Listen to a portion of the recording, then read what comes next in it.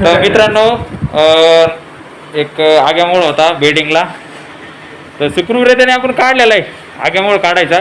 तर इथं बेडिंगला होता, इथं आतमध्ये,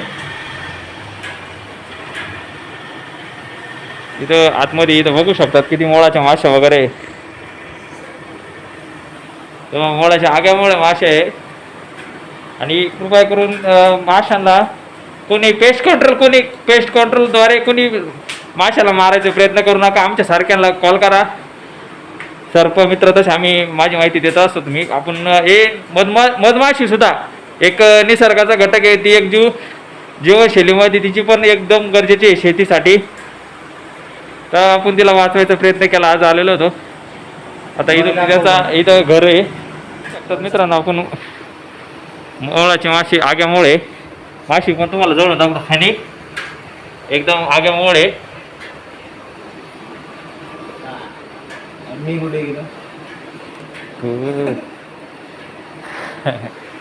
तर आपण कोणत्याही प्रकारची माशांना दुखापत न पोहोचवता सुखरूपरीत्याने फक्त पोळं साईडला काढलं म्हणजे ते त्यांची जागा स्थलांतर करत असतात. पोळं राहिलं तर भाऊंनी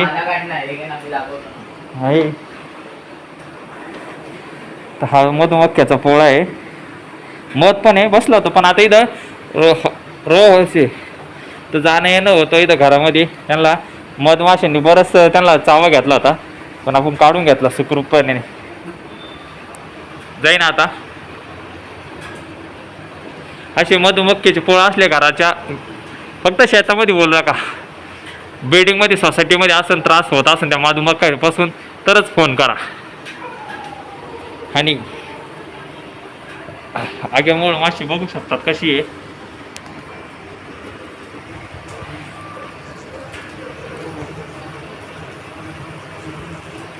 चला.